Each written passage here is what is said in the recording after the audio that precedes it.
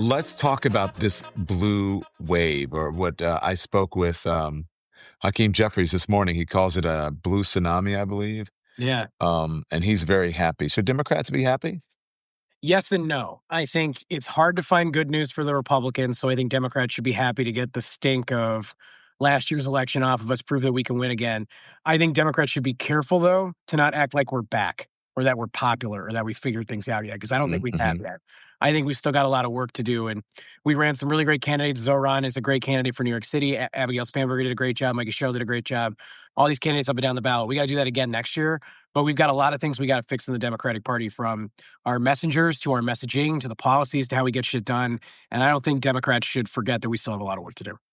Oh wow! So that's a reality check. I just wrote a Substack article saying, New York City woke up different this morning, but I said, um, I think it was, how did I say it? That the campaign is the sermon, and now it's time for the scripture. Right Mm, now, it's time to put everything into play, right? Because the scripture is where the rubber meets the road. The sermon is just like someone preaching and saying, "You can do this, you can do that." And as much as I think Mandani was a good choice for New York City, try his policies, see if it works. He's for the people. Um, he's probably going to face some headwinds, yeah. and people are going to look. People are going to come and say, "Where's my low rent?" Right? Where are my free buses? Where are my et cetera, et cetera, et cetera? Am I wrong to say that? No, I think, look, people gravitated to Zoran for a bunch of different reasons. One, he's a very charismatic guy. I saw somebody talk last night how he built an anti-loneliness campaign that gave young people in particular somewhere to gravitate to during a particular dark time. I think on the policy solutions, the stuff like the government-run grocery stores or the free buses, my answer to this, to anybody who doesn't like them, is, what's your plan? Because Zoran Right. Mandani is trying to solve problems that people are experiencing right now, from being unable to find a house to being unable to find grocery stores to being unable to put food on the table. And he's got some new ideas. Maybe they'll work, maybe they won't. There's some that I don't agree with on paper. But give him a shot. Like, I think it's okay to try some new shit. And like, the establishment in both political parties is not delivering new Mhm. solutions that are going to help people. So of course they're going to gravitate to a DSA candidate or a Donald Trump or something like that. The more that you run shitty establishment candidates that don't deliver, the more people are going to gravitate towards things outside the mainstream. Yeah, look, I think that Golden Dawn, who's in the chats, articulated it better than I did. The GOP will make it difficult for us to vote next year for sure. That's part of it. But she said, we cannot take last night for granted, which is a part I was really, so you have to build on that. And so, as great as this win was for Zoran Mamdani, I hope that um, I want him to be Yeah. successful, right? Because we need it here in New York City. But we can't take last night for granted and just go, okay, he's in there, right? And so I want to see what happens. And the same thing goes for Mikey Sherrill. Same thing goes for Abigail Spanberger. Same thing goes for whatever happens in California with Prop 50. So let's see what let's see what's next and how we move on from here. Yeah. Well, I think the other thing too is, like, look at the consistency between the three of them. Abigail Spanberger, Mikey Sherrill, and Zohran Mamdani. Very different candidates, very different races, very But different stances. affordability. All laser focused on affordability. I saw Pete Buttigieg sent an email out today, called them disciplined Democrats, right? So if we run disciplined Democrats in every district with some new ideas that resonate with people, that show up and do the work from the Republicans, is going to change that.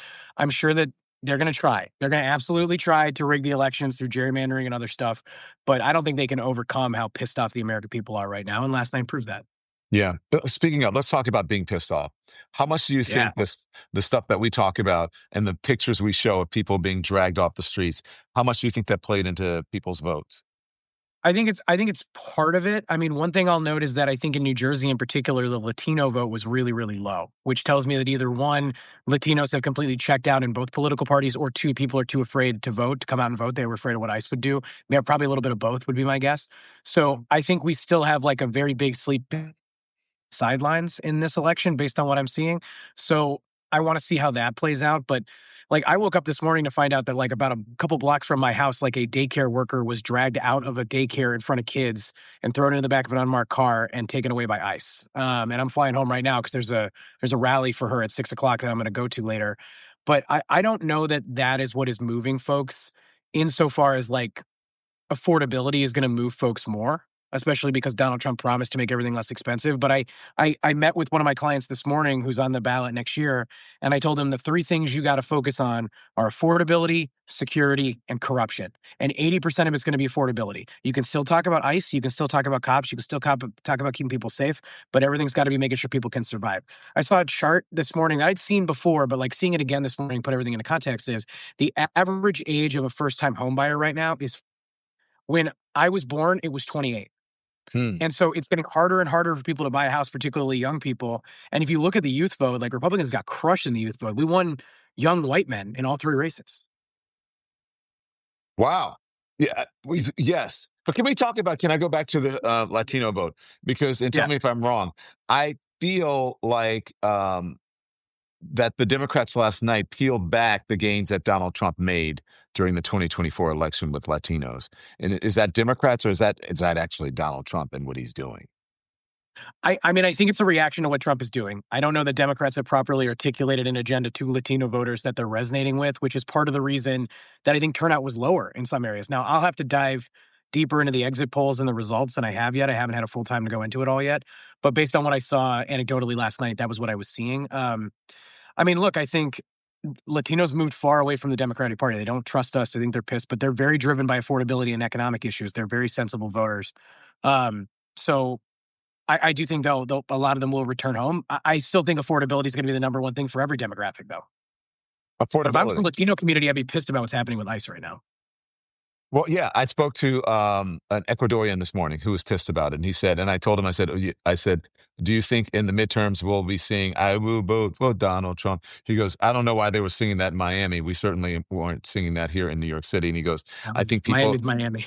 yeah, I know. And he said, I think people have figured out, and he goes, maybe it's a little bit too late, obviously. Not maybe, it is a little bit too late, but maybe for the future in 2026, he believes at least that will change. If it, so, I say, I hate to say this because people are going to take it the wrong way, but, Donald Trump, keep doing what you're doing, because then you ensure Democratic victories in 2026. Well, I mean, when I was on News Nation last night doing election night coverage, somebody from the White House texted Leland Vittert and was like, nothing about this election changes anything about how we see the world. And I'm like, how is it possible? I know that's spin, but like, how is it possible for you to watch your party get walloped everywhere and then go, we're doing everything great, everything's fine? Like, I get that it's a lower turnout election than the midterms or the general election, but to lose the way that they did, they lost 13 seats in the Virginia State Senate. They lost two statewide elections in Georgia by 30 points. Like, the entire school board, Republican school board of Bucks County, got wiped out. Democrats have full control of the school board now. So it's like, it's wild to me. And then Mike Johnson today at a press conference was like, I don't think the election results say anything about the Republican Party. So they are fully entrenched in what they're doing, and they're not interested in changing. And a healthy political party would pivot, would take this as an opportunity to say, hey, the American people are pretty pissed off right now. And I also want to shout out to Karen, because Karen mentioned my buddy Mike Madrid. Don, I don't know if you've had Mike on before, but Mm. Mike is a great voice to listen to on the Latino vote. I'm going to try to schedule a show with him to get his take on it, because he's going to have a lot of good thoughts. He's a smart Oh, guy. wait. Oh, wait, I would love to. Tell me about it. Why do you want to talk to him? Well, I want to get his take on like what he saw in these last elections from the Latino vote. He'll be a lot more granular than me. I mean, the other thing here too is like, at the end of the day, I'm still just a white boy from Nebraska. So like, I can extrapolate whatever I want about the Latino community, but I'd rather bring on somebody who understands it and can articulate it in a better way than me. Yeah, yeah, Yeah. right on to that. Um, and what about men? You said Yeah. you won white men last night. I mean, that's what I saw in the exit group. Now, exit polls are notoriously fickle. They'll change over time. But I mean, Mikey Sherrill won young men. I believe Abigail Spanberger did too. We know Zoran did by probably like 40 points. Now, New York is much more liberal. There's a ton more liberal white men that are going to vote in that race than anywhere else. But you are seeing men coming back to the Democratic Party based on these poll results. Now, again, it's a lower voter turnout, so you can't fully extrapolate it and compare it to what happened in 2024. But to see those numbers is pretty damn impressive. And again, I think compared to 4 years ago, right? That's the easiest comparison. Phil Murphy nearly lost New Jersey. I was on that race. I think he won by about 2.5%, 3% in a surprisingly close race. Hmm. Everybody expected that to happen again. And Mikey Sherrill whooped Jack Chitterelli's ass by about 13 points. So that's the scariest result in my mind. It's that Mikey Sherrill won by 13 points, because that race was supposed to be close. Even if Yeah. she had won by like 5, fine. But like 13, that's rough. That's scary. Look, and Mikey, people were nervous because the Yeah. polls didn't show that. I think it was like a 1 point difference, and everybody, including the panel. You were on that panel, right? Yep. Where Clay Kane was saying, "Look, I haven't seen a yard sign," and Yeah, Clay had some tough words for. I was thinking about him last night, actually. yeah. Well, so Abigail Spanberger won by 15, Mikey Sherrill won by 13. Um, and I'm I mean, glad that 13 in New Jersey is crazy. Like, that's that's crazy great in though. an off-year election. It's awesome. But does that say anything about, people are saying what happened with the election in 2024? Uh, No. No, I let's don't buy say, that. I come gave on. Katie Fang a little shit yesterday because she said if Donald Trump won the 2024 election. No, I mean, I've never seen anything that made me believe that they cheated or anything like that outside of like normal cheating, which is still not great. But, we lost and we got our ass handed to us. And it was because of the economy and because of the way we handled as a party, the way we handled Biden's age and health. And we didn't give Kamala enough time to run a campaign. Like, it makes sense to me that we lost the way that we did. Yeah. Someone is RP2112 says most polls did show it, Don. Our aligned polls were flooding the zones. Independent polls showed Mikey was 8 to 10 point, had an 8 to 10 point lead.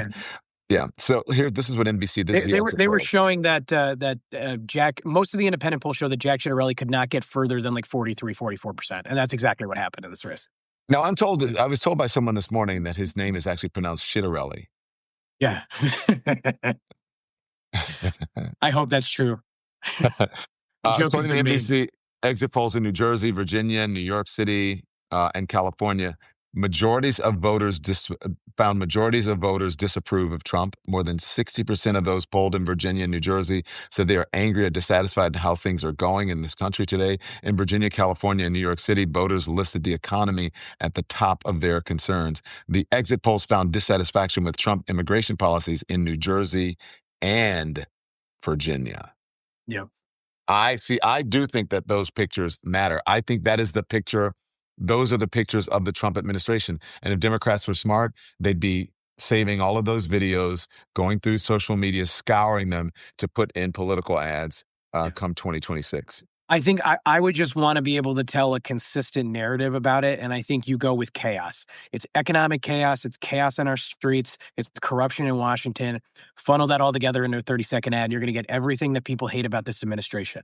There's more money in Donald Trump's pocket, not in your pocket. Meanwhile, our neighbors are being kidnapped on the streets. I'd be pretty comfortable with that messaging heading into the midterms. Obviously, I would tweak it depending upon where I was running. Like a more battleground district where I got to be more conservative, I'm going to adjust that to compare to like what Zoran would do. But I think that's the way to go. It's affordability, it's security, and it's corruption. Those are the You three. heard, you saw what Donald Trump tweeted out, or Truth Social, whatever, a lie socialed out. Roost it out, He, shit it out. yeah, he said Republicans did badly because Trump wasn't on the ballot, and also because of the government shutdown. Yeah. Well, two things. One, Trump was on the ballot. He's right in the sense that had his name been on the ballot somewhere, he probably would have gotten more of his people out.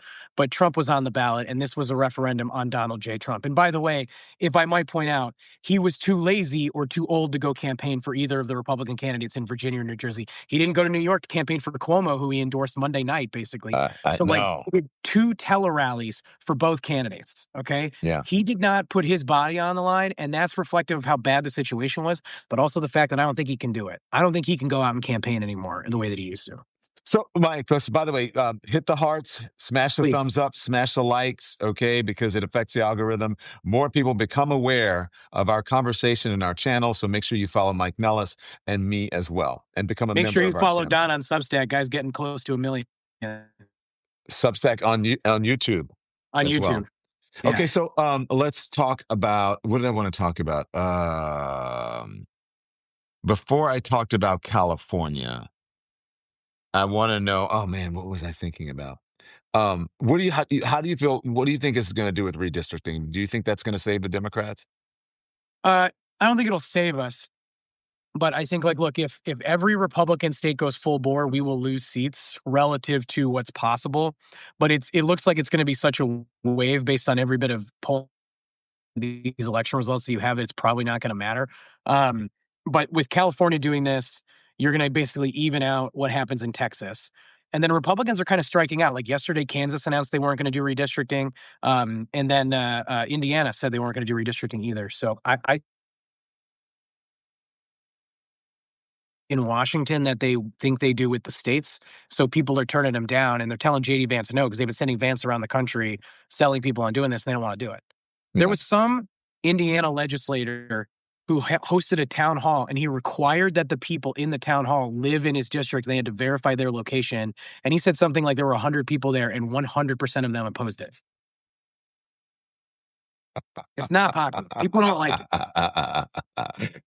Oh man, they can be so dumb sometimes. Like the people in Kentucky, did you hear that? No, Calling what happened in the Kentucky? Board of Elections and inquiring, saying, "Why aren't the polls open?" And the head of the elections had to send out a notice saying, "The polls are closed here because we don't vote until 2026. You cannot vote for New York City mayor or for the governor of New Jersey here Right. in Kentucky." It's like, Did you see Jesus. did you see Elon Musk and all the other MAGA influencers picking apart New York City ballots to talk about how unfair they were?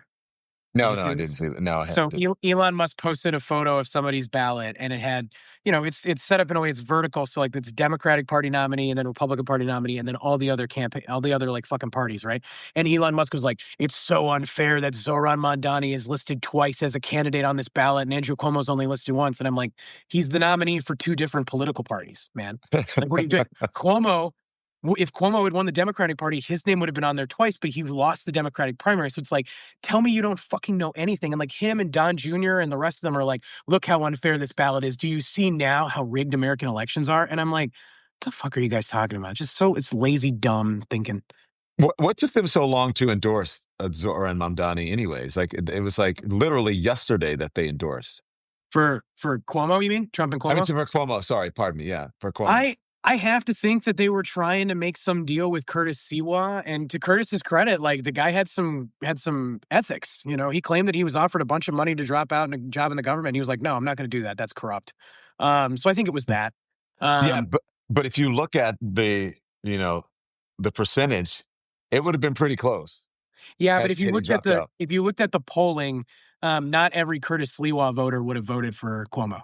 I spoke to some this morning, Yeah, and they said I regretted my vote last night. really, every one of them. Yeah, and one guy said I regretted my vote because I voted early. And he said, had I not voted early, I would have voted for Cuomo. And then yesterday, I spoke to two voters, a retired bus driver and a retired school teacher. They're a couple in their 80s. And they said they changed their mind at the last minute. They were going to vote for Sliwa, and then they decided that they were going to vote for Cuomo because, you know, I guess Trump's tweet or whatever. And they said, yeah. And then they didn't want their vote to cancel each other out. So he decided to vote for Cuomo as well because she was voting for Cuomo. So yeah, there you go. Zoran still would have won because he's over 50%. But Yeah, yeah. it would It have would been have been closer. closer. Who knows? But they're calling the Republicans here, and I don't know about around the country. I haven't really paid attention that much. They're calling him a spoiler. And so does he recover from that or does it matter? Well, Siwa's been around for like 50 years. Like, isn't he like, isn't he like 70 something years Sliwa, old? not Silwa, Sliwa, Sliwa. whatever. I had literally never heard of this beret wearing guy You until like 6 months ago. man, are you Oh, kidding me? I You don't I know the think it's Guardian something where Angels? Don, I'm going to tell you something, and you're not going to like it. I think if you're over the age of 40, you knew who this guy was. And if you're under the age of 40, you have no idea who the fuck he is. And I'm under Why the age wouldn't of I 40. like So that? I don't know. Oh, now you're just bragging that you're a freaking millennial. You're just bragging about being young. Oh no, I'm the Zoomer now, basically. Do you see my I got all hand? the Riz and everything. No, Do but you I had see no my idea. hand? It'd be like, oh, good to see it too, Doc. Mhm. Um, no, I don't think it matters for his career. And frankly, like the guy had some principles. I respect the fact that he was basically offered a bribe and he was like, no. I mean, Eric Adams was offered a bribe and he basically took it. Like he's going to get a government job. So Not initially, no, but no. yeah, there's some pissed off people in the city. It's kind of funny. I know, I hate to I'll say it, tell but you it's what, kind of funny. Eric Adams, if he just was like less corrupt, has unbelievable riz that like if he just could get out of his own fucking way, he would be our Trump. When he talks, it's unbelievable. The Eric shit that he would Adams, just say get away with. Yeah, Eric Adams. I don't like him at all, to be clear. I'm glad that he's going to be gone, but like, I mean, he has a charisma that is hard to explain. a Riz. A riz, as the kids would say. I don't know if Eric Adams accepted a bribe, but that someone is saying, well, and Adams I mean, was Eric accused of Adams totally accepting took a a bribe. bribe Who said that they before. don't already took a bribe? He totally did. You think he did? Yeah, I was 100% that he was offered a job in the Trump administration, or he was given like a giant pile of cash or something, like 100%. Yeah. I mean, didn't like one of his aides hand a reporter like a Doritos bag filled with cash to get him to write like better stories about him? Like, come on.